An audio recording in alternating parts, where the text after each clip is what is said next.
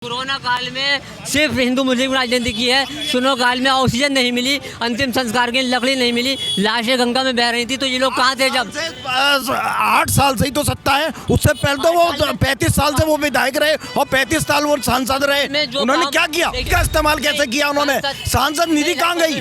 8 साल लाल सनी राय के 5 साल क्या हुआ? परमेश्वर लाल सनी राय ट्रेन नहीं निकली आपकी सेंटर कौन? बहुमत की सरकार रही। मस्जिदों के आगे तो निर्माण करा, अगर मंदिर आ गया तो वहाँ का निर्माण। तो उन्होंने इस बात पे कहा था कि यहाँ पर एक वर्ग विशेष के लोग रहते हैं, सरकार का काम यह है, उनकी सरकार कहती है सबका साथ सबका विकास। अब यहाँ पर इन्होंने कह दिया कि एक वर्ग विशेष के लोग रहते हैं, इसलिए यहाँ पर मेडिकल कॉलेज बनना सही नहीं है। नमस्कार, मैं हूँ अनूप कुमार और आप देख रहे हैं यूपी तक। 2024 चुनाव आने वाला है। जनपद संबल की सरगर्मियाँ अभी से ही तेज हो गई हैं। इस वक्त हम खड़े हैं उत्तर प्रदेश के जनपद संबल में।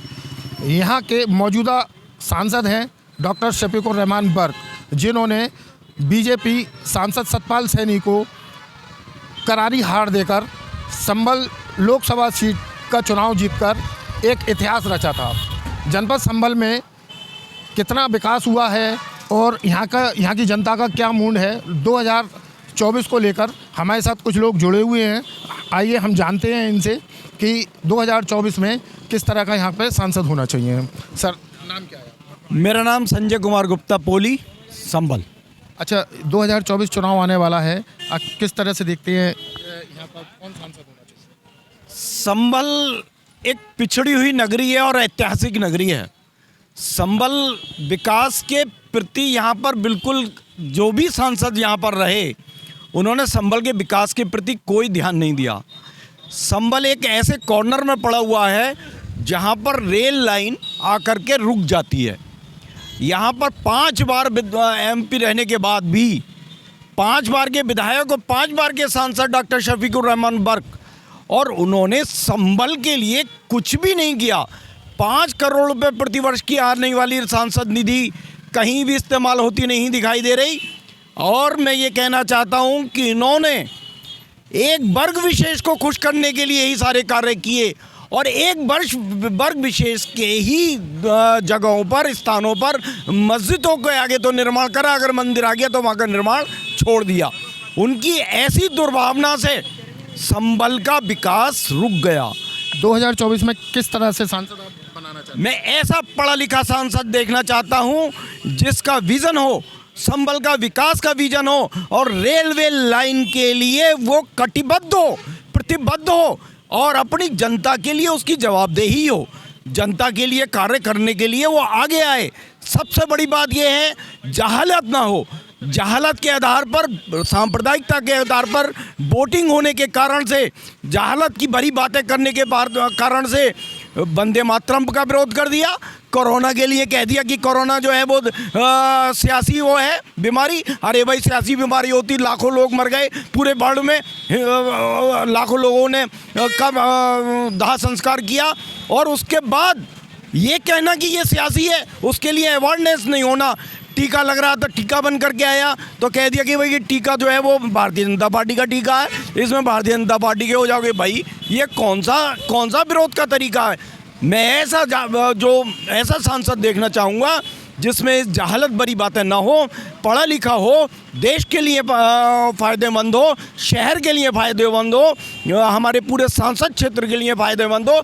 5 करोड़ की राशि में से कितनी राशि उन्होंने वापस भेज दी?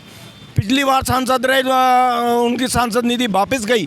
इस बार भी उन्होंने पूरी सांसद निधि का इस्तेमाल नहीं किया और जितना किया वो अपने सांप्रदायिक भावना से किया। हमारे साथ कुछ और लोग भी जुड़े हुए हैं। जनपद संबल में किस तरह का सांसद बनाना चाहते हैं, क्या मूड है जनता का, आइए हम। सईद अख्तर इसराइली। ये 2024 में जो चुनाव आने वाला है तो उसको आप कैसे देखते हैं, कौन होना चाहिए यहाँ का सांसद?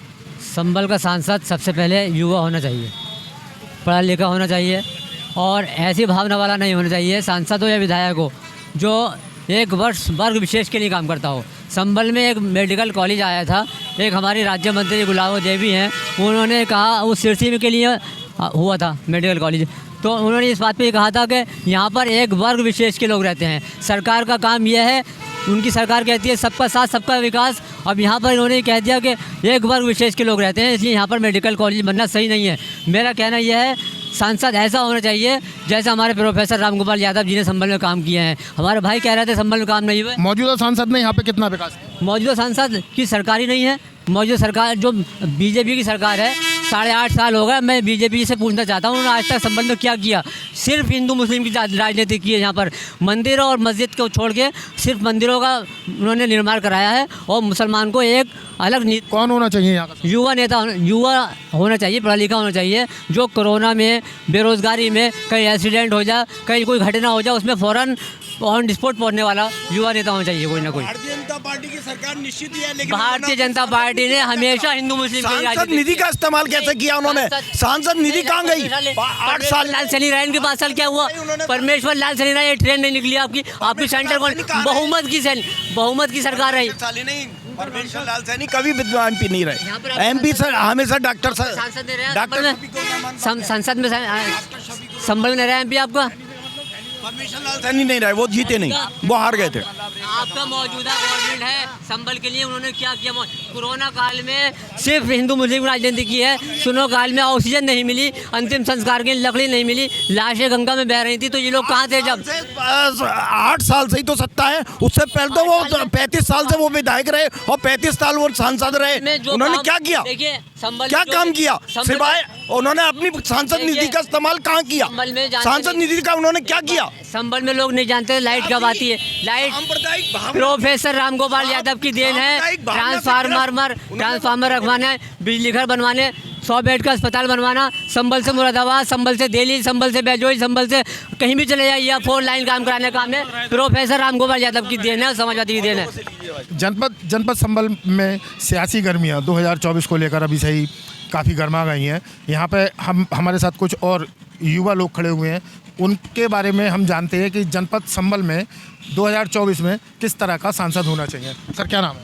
मेरा नाम गोपाल शर्मा है। वर्तमान के सांसद ने 4 वर्ष पूर्व इसी चौराहे पे एक पोस्टर लगाने का काम किया, जिस पे बुलेट ट्रेन जैसी एक ट्रेन का फ़ोटो लगा था, उनका खुद का फ़ोटो लगा था, उनके समर्थकों के फ़ोटो लगे थे, और उन्होंने संभल आके कह दिया ट्रेन आ गई। संभल का आम आदमी ट्रेन ढूंढता फिरता है। मैं पूछना चाहता हूं आपके इस चैनल के माध्यम से अपने सांसद जी से कि वो ट्रेन कहां है जिसका छलावा उन्होंने हमें 4 वर्ष पूर्व दिखाया था। संभल का सांसद नौजवान होना चाहिए। संभल का सांसद जाति धर्म की राजनीति न करके, आज तक दुर्भाग्य से यहाँ समाजवादी पार्टी के अधिकतम सांसद और विधायक रहे हैं। यहाँ पे सांप्रदायिक दंगे कराने का काम हुआ है, विकास का काम ठप पड़ रहा है। इसलिए यहाँ पर नौजवान और सबके हक की आवाज़ को बुलंदी से मजबूत करता हुआ विकास की ओर जो संभल को लेके जाए, ऐसा सांसद होना चाहिए। सर कौन होना चाहिए 2024 में सांसद? 2024 में सांसद वो होना चाहिए। वैसे संभल ज़िला तो बन गया, लेकिन ज़िले वाले अभी तक संभल में वो काम मेडिकल कॉलेज। क्या नाम है आपका? तो मेरा नाम हाजी फैसल है, और ज़िले में मेडिकल कॉलेज होना चाहिए था। ट्रेन संभल में आके ख़त्म हो जाती। ट्रेन अभी मैं वीडियो देख रहा था फेसबुक पे, तो ट्रेन को वापस ले जाना पड़ रहा था सवारी आगे निकालने के लिए। ये संभल में ही हो रहा, इसके अलावा तो कहीं होता नहीं है।